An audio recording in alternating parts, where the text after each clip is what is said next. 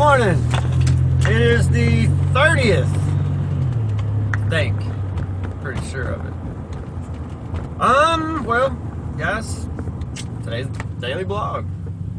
So, what are we going to talk about today? I have nothing. So, you know what? Let's talk about this. Let's talk about my oldest daughter. This is what I should do. So, my oldest daughter.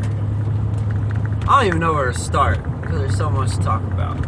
Okay, so my oldest daughter, Mercedes. As I mentioned yesterday's blog, I had her literally a month after I turned 17. My birthday's November 11th. She was born December 26th, 97. Day after Christmas. Walking around Walmart exchanging gifts, and her mama said I'm having labor pains, which she had several false labors at this point. So I was like, oh, it's just a false labor. They're going to give you medicine. Go home. We'll make it. About an hour and a half later, I was officially a father of a beautiful little girl.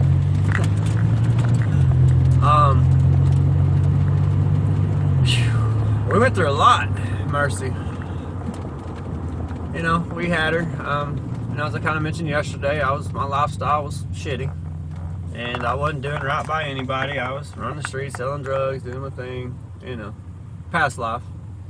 But I wound up losing her before she was that old at all. I mean, the reason we lost her was stupid, but at the same time, it was probably adequate for the way that I was living. She went to live with a mutual friend, Linda. Linda took very good care of Mercy. Because of the decisions I made, I missed Mercy's first steps, first words, just about first everything. We fought for a year to get her back. We got her back. At that point, we had another child, Alicia, my little Lily. Just kind of giving you guys some back history about the whole situation. We raised Mercy for about 4 years after that, and me and my ex split. Kids got taken away from my ex, put in foster care. Me had her for quite some time. I fought a 5-year custody battle to get full custody of my children, and I won that battle. So there's the history of the beginning. I summed it up a little bit. There's quite a bit more there, obviously, but I summed it up. Hold on a second, guys. I gotta get the drop here. Give me just a second. So, I had to get my soda pop. Anyways, as I say, that just kind of sums it up a little bit. It's not the whole story, and I don't want to get into the whole story because it'd take too long.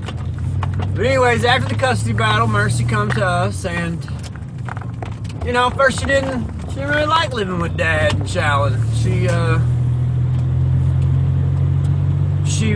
I don't know. I know kids go through it. They just rebel a little bit. And she didn't like it. She didn't like Shallon. Shallon wasn't her mom. She made it very clear. Over time, Mercy became a beautiful person. Over time, Mercy began to realize that, Shallon's not a real mom. But she's definitely her mom. Shallon took care of her. Shallon loved her no matter what. They used to have their battles. God, I used to hate it so much because they bickered and fought with each other all the time. And I guess who had to step in and deal with it, fix it? Me. And you know what? I couldn't fix it all the time. They just fought constantly. Especially Mercy was about 13 years old. It was wild for a while. But Mercy, such a smart kid that she began to notice things around her in the actions that people took, and from that she determined who was good for her and who wasn't. And let me tell you something about Mercedes. She's too much like her father. When we make a decision, that's the decision. We don't change that decision for nobody, no way, no form, no fashion. Once we stand firm. And she is something else. Let me tell you something. That girl has made me so proud in the past few years that I don't know what else to say. She's very determined. She's very focused. You know what? For her age, she's also very, she's also very mature. Don't get me wrong, she's still 17. She's got a lot of way to go. But at the same time, Mercy's made the necessary decisions in her life that she will succeed. Mercy tried to rebel against me at a young age, but I cracked down on that pretty quickly, which was difficult because that was my first kid. God bless these potholes. It was difficult because she was my first kid. I didn't know what to do. But now Mercy can tell you, Dad don't play. And you know what? When she gets older, if she has children, she won't play. She'll be just like her father.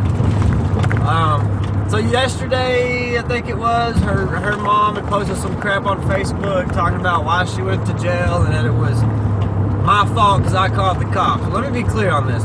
I didn't call no cops, alright? Because the cops don't do shit anyway. I mean, they should do shit. I present the law to them. Their job's to enforce it. They don't do it. So I don't call the cops. Especially this last time because I was just going to handle it myself. I don't need the police. Just do it my own damn self. So I didn't call the cops. But anyways, Jessica put on there that she had called the cops. And my daughter, she is her father's daughter, seen this and thought, hell no. She went on there and she defended her father. And she pointed out the flaws of her mother in defense of her father. It meant a lot to me. A whole lot. That little girl has been through a lot. When her mama abandoned her and her sisters, it was up to Mercy to feed them, her little sisters, to take care of her little sisters, bathe her little sisters, change their diapers. Mercy's like 6 years old, and she's doing all this. Mind you, I'm out of the home. I'm not there anymore. I got a protective order against me because I'm the dangerous person. Okay? Mercy had to grow up at a very young age. That was one of the struggles between her and Shallon, is because she had been the mom, if you will, before Shallon. And when we got custody of the girls, Shallon tried very hard to make Mercy a child again, and you know, because Shallon's the mom and Mercy's the child. But Mercy had a really hard time adapting to that. She did not like that. It was like she was the caretaker of her sisters and she wasn't going to let anyone else do it. And that was the big rift between the two of them. Obviously they worked things out. Them two are closer than ever before at this point. You know, I think they identify and with each other and agree on the majority of things. They still get into it. So do we. Nobody's perfect. That's going to happen. We're a family. Things like that occur inside of a family, especially a large one such as mine. But Mercy has came through everything, persevered through everything. When the odds were stacked against her, that little girl still persevered. Very strong little girl. I'm very proud of her. Very proud of my daughter. Very proud of all my daughters.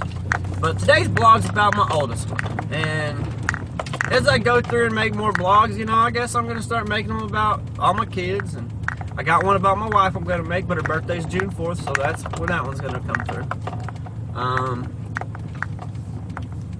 But anyways, for what it's worth, Mercy's going through high school. She's going to be a senior this year. She's going to graduate. She's very intelligent. She's an amazing soccer player.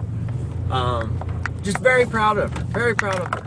She has many obstacles in her life and has overcome every one of them. And I'm very happy to be able to say that about her. She learned from her father's mistakes. She listens to me, you know. Not as in like, Mercy, don't do that. But when I tell her things about my past and things that I've done and things that I've experienced and have happened to me, she listens to that. And she learns from it. Now, not every single thing I've told this kid she's listened to, but at the same time, the majority of them, the big ones, the things that really matter, she's listened to me. And she's a very smart girl. Very, very smart girl. So, hats off to you, Mercedes. You've done a wonderful job, and you've made your father very proud. And I'm delighted to call you my daughter. You wouldn't be so pretty if you didn't look like me. I just want to make that clear, okay? All right. Mercy, I'm proud of you. I love you. Keep up the good work. Keep up your drive, okay? Don't ever stop, and don't ever lower your standards for anybody. You be you, and you focus on you, and you'll continue to be successful in your life. That's it, Facebook, or people, or whoever's watching this. Appreciate you watching. You guys have a wonderful day. Be safe out there. Enjoy your weekend. I'm going to enjoy mine at work, because someone's got to make a living around here. But you guys have a wonderful day. Thanks for watching. Be safe. And as always, do you.